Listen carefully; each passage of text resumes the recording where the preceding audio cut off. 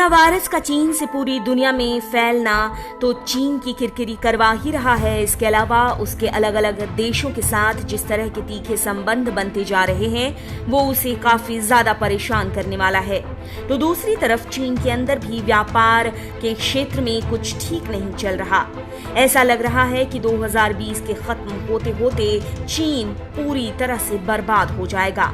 आइए चीन की शुरू हो रही बर्बादी के एक एक पहलू पर गौर कर लेते हैं। लेकिन उससे पहले अगर आपने चैनल सब्सक्राइब नहीं किया है तो चैनल सब्सक्राइब कर लें, बेल आइकॉन दबाना बिल्कुल न भूलें। वीडियो पसंद आए तो लाइक करें, कमेंट करें और शेयर करें। सबसे पहले चीन और अमेरिका की बात करते हैं। चीन के कुल निर्यात का 17% केवल अमेरिका को जाता है और पहले दोनों ट्रेड को लेकर आमने सामने हैं और दोनों के रिश्ते अभी तनाव में हैं। दोनों देशों के बीच ट्रेड वॉर अपने चरम पर है और ये समय समय पर दिखाई भी देता है।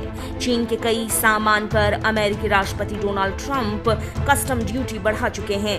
कोरोना वायरस के बाद तो वे चीन को लेकर और सख्त हो गए हैं और ऐसी स्थितियां चीन की बर्बादी में अहम भूमिका निभा सकती हैं। कोरोना वायरस से जूझने के बाद चीन ने फिर से कारोबार शुरू किया है, पर डिमांड नहीं होने से फैक्ट्रियों को खोलने का फायदा नहीं दिखता।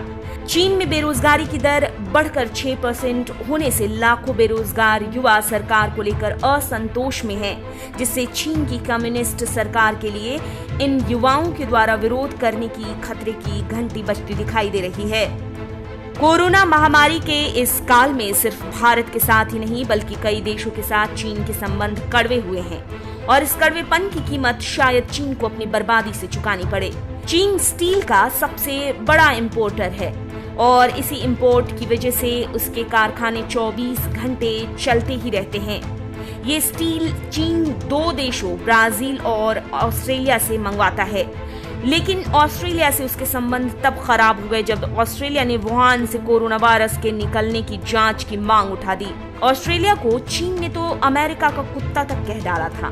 कच्चा तेल और बाकी के कई सामानों को चीन सियरा लियोन, चिली और अंगोला जैसी कंट्री से मंगवाता है और इसके लिए वो मोटे पैसे का भुगतान भी करता है। अब जब हाथ में पैसे ही नहीं होंगे तो पैसे चुकाएगा कैसे और फिर इन सारी समस्याओं का असर उसके व्यापार और फिर अर्थव्यवस्था पर पड़ेगा। दूसरी तरफ भारत के साथ चीन का बड़ा व्यापारिक संबंध है। ऐसे में जब सीमा पर विवाद चल रहा है तो व्यापार पर भी संकट का साया मंडरा सकता है। ऐसी स्थितियों से चीन कैसे निपटेगा ये देखने वाली बात है और अगर नहीं निपटता है तो यहीं से उसकी बर्बादी शुरू होने लगेगी। ओबोर की आड़ में चीन रणनीतिक रूप से कई देशों को अपने जाल में फंसा रहा है और काफी ज्यादा पैसे लगा रहा है, चाहे वो अफ्रीका, एशिया और यूरोप के कई देश हों। उसने काफी सारे सस्ते लोन दिए हैं इन देशों को, लेकिन अब चीन की चालाकी नहीं चल सकती क्योंकि कई देश चीन की ओबोर की रणनीतिक चाल से सतर्क हो गए हैं और चीन भी अपने ध्यान को आंतरिक अर्थव्यवस्था पर केंद्रित कर रहा है।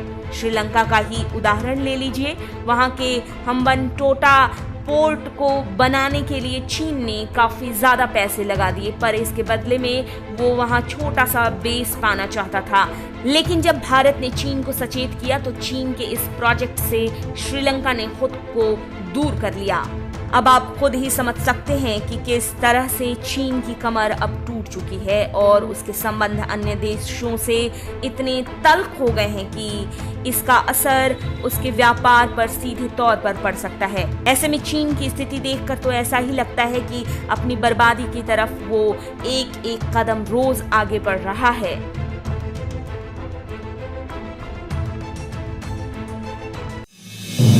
आप देख रहे हैं नेट्रिक न्यूज, साहस सच कहने का।